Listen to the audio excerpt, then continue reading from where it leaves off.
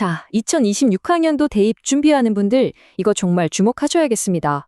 인하대학교에서요, 여러분의 입시 전략을 아예 뒤흔들 수도 있는 아주 중요한 정시 계획을 내놨거든요. 네, 바로 이겁니다.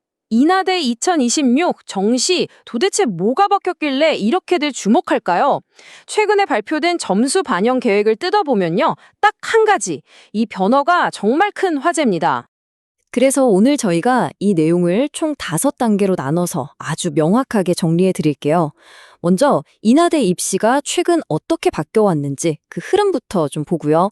그리고 입시에서 정말 중요한 개념이죠. 변환 표준 점수. 이게 뭔지 확실하게 짚고 넘어갈 겁니다. 이어서 이번 변화의 핵심, 바로 사회탐구 가산점을 알아보고 또 이 통합점수 체계에 대한 논란까지 한번 깊게 파고들어 볼 거예요. 그리고 마지막으로 그래서 우린 뭘 해야 하나 여러분을 위한 최종 전략까지 깔끔하게 정리해드리겠습니다. 좋습니다. 그럼 첫 번째 순서, 인하대학교 입시 업데이트. 도대체 어떤 변화의 흐름 속에서 이번 계획이 나오게 된 건지 그 배경부터 한번 살펴보죠. 저희 흐름을 보시면요. 인하대가 그냥 갑자기 이걸 발표한 게 아니에요. 2024학년도에는 과탐, 사탐 점수표가 따로 있었죠. 그러다 2025학년도, 바로 작년에 이걸 하나로 합치는 통합변표를 처음 도입했습니다. 그리고 마침내 2026학년도, 이 통합변표 2년차에 아주 결정적인 새로운 규칙 하나를 딱 추가한 겁니다. 네, 그럼 그 새로운 규칙이 뭔지 바로 알아보기 전에 잠깐만요. 이걸 먼저 알아야 이야기가 됩니다. 바로 변환 표준 점수표라는 건데요. 이게 왜 존재하고 왜 중요한지 이걸 이해해야 이번 인하대 발표의 진짜 의미를 알 수 있거든요. 이 변환 표준 점수표, 말이 좀 어렵죠? 아주 쉽게 생각하면요. 여러분 성적표를 위한 환전소 같은 거예요. 예를 들어 어떤 친구는 물리 점수를, 다른 친구는 세계지리 점수를 가져왔다고 쳐요. 과목 난이도도 다르고 공부한 양도 다른데 이걸 어떻게 똑같이 비교하겠어요? 그래서 대학이 우리 대학만의 기준 환율을 적용해서 이 점수들을 공정하게 바꿔주는 겁니다. 그 환율표가 바로 이 변환 표준 점수표인 거죠. 그러니까 핵심은 바로 이겁니다. 학생들이 선택하는 탐구 과목은 정말 다양하잖아요. 과목마다 난이도도 다르고 또 어떤 과목은 공부 잘하는 학생들이 몰려서 1등급 받기가 하늘의 별 따기일 수도 있고요.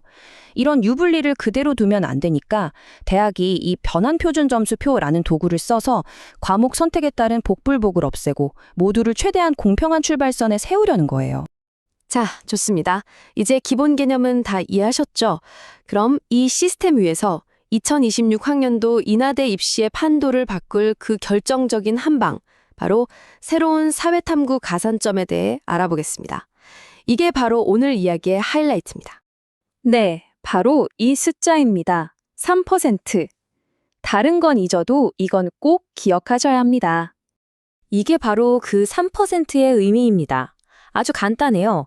만약 여러분이 인하대 인문계열에 지원하는데 탐구 과목으로 사탐을 봤다? 그러면 여러분이 받은 탐구 점수의 3%를 보너스로 더 얹어주는 겁니다. 그런데 똑같이 인문계열에 지원했는데 과탐을 봤다? 그러면 아무것도 없습니다. 이 차이가 당락을 가를 수도 있는 거죠. 아니 왜 이런 가산점을 주는 걸까요? 아마 많은 분들이 짐작하실 겁니다. 요즘 통합수능 체제에서 이과 학생들이 과탐 점수를 가지고 인문 계열로 넘어오는 이른바 문과 침공 현상이 있잖아요. 인하대는 이 3% 가산점을 통해서 사탐을 선택한 순수 문과 학생들을 좀 보호해주고 과탐 쏠림 현상을 완화하려는 의도로 보입니다. 자, 그런데 문제는 이 가산점의 기반이 되는 통합점수 체계, 그 자체가 지금 엄청난 논란의 중심에 서 있다는 겁니다.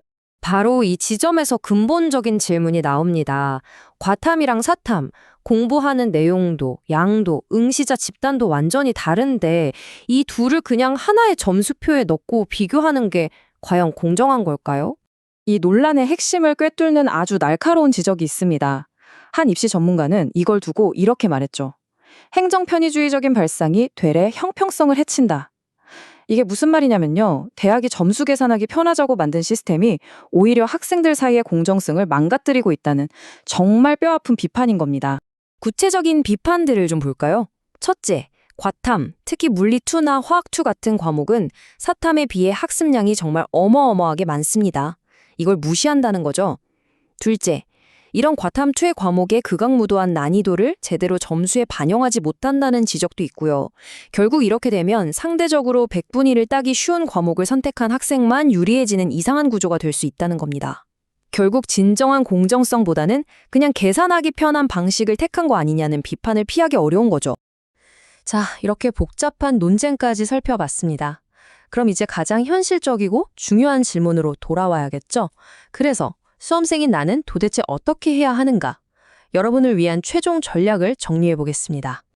핵심만 딱 정리해 드릴게요. 첫째, 만약 여러분이 인하대 인문계열을 목표로 한다면 사탐을 선택하는 게 3% 가산점 때문에 압도적으로 유리합니다. 이건 거의 필승카드에 가까워요. 둘째, 이런 정책 때문에 앞으로 이과생들 사이에서 사탐론, 즉 사탐으로 갈아타는 현상이 더 심해질 수도 있다는 점도 염두에 두어야 합니다. 그리고 가장 중요한 셋째, 인하대 사례가 보여주는 건 딱 하나입니다. 제발 모든 대학의 모집 요강을 직접 꼼꼼하게 뜯어보셔야 한다는 겁니다. 대학마다 점수 계산법이 정말 다 다르거든요. 이걸 아는 것과 모르는 게 합격과 불합격을 가를 수 있습니다.